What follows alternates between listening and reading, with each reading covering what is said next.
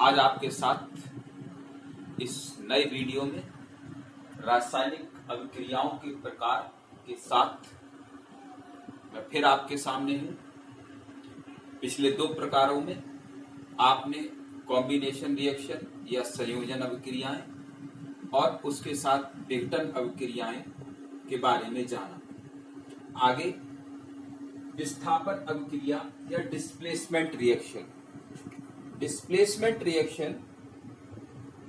Displacement का मतलब है स्थान बदलना, यानी जब किसी यौगिक में तत्व अपने स्थान पर किसी दूसरे को जगह दे दी तो वो डिस्प्लेसमेंट रिएक्शन कहलाती है। डिस्प्लेसमेंट रिएक्शन जैसे उदाहरण के रूप में कॉपर सल्फेट का विलयन में अगर हम जिंक के दाने डाल दें तो जिंक सल्फेट और कॉपर सल्फेट जो कॉपर के साथ था अब जिंक के साथ आ गया।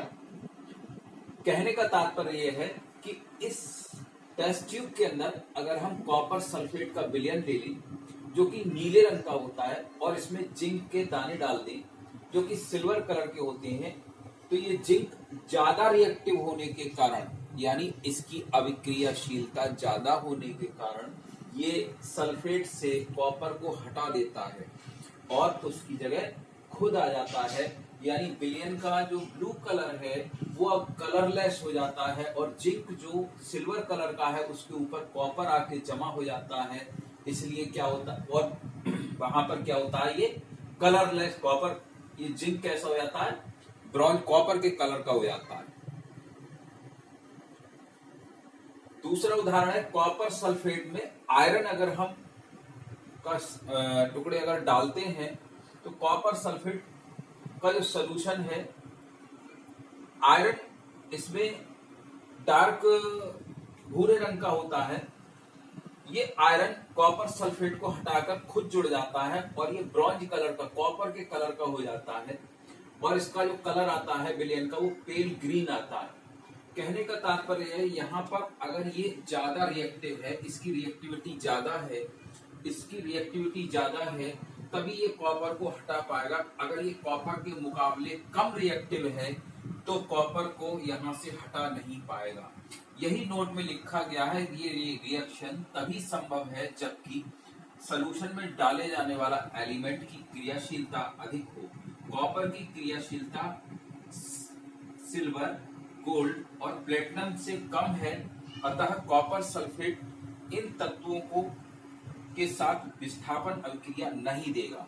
यानी विस्थापन अभिक्रिया देने के लिए जरूरी है कि इसकी रिएक्टिविटी कॉपर से ज्यादा होनी चाहिए और अगर ये कॉपर से कम है जैसे सिल्वर के केस में, गोल्ड के केस में और प्लैटिनम के केस में, तो ये रिएक्शन संभव नहीं है। अगला है डबल डिकम्पोजिशन या द्विविस्थापन। द्विविस्थापन का मतलब ये हुआ कि जब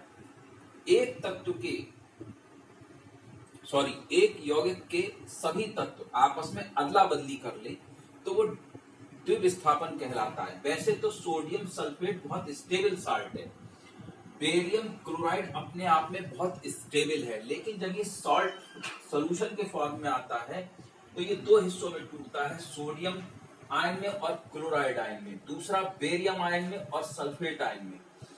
अब सोडियम सल्फेट टूटेगा सोडियम में और सल्फेट में, ऐसे ही बेरियम क्लोराइड टूटेगा बेरियम में और क्लोराइड में। लेकिन होता क्या है, जब ये सॉल्यूशन फॉर्म में आते हैं तो ये सोडियम इसके साथ ज्यादा स्टेबल हो जाता है, ये बेरियम सल्फेट के साथ ज्यादा स्टेबिलिटी महसूस करता है, इसलिए इनका रीअरेंजमेंट हो जाता है, द्विविस्थापन हो जाता है। इसलिए ये क्या होते हैं, और ज्यादा स्टेबल हो जाते हैं, जिसको हम सोडियम क्लोराइड और बेरियम सल्फेट के रूप में पाते हैं इस द्विविस्थापन प्रक्रिया के साथ। तो आज के वीडियो में स्टूडेंट्स इतना ही।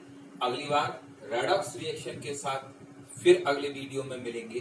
Thank you. Keep watching, keep learning.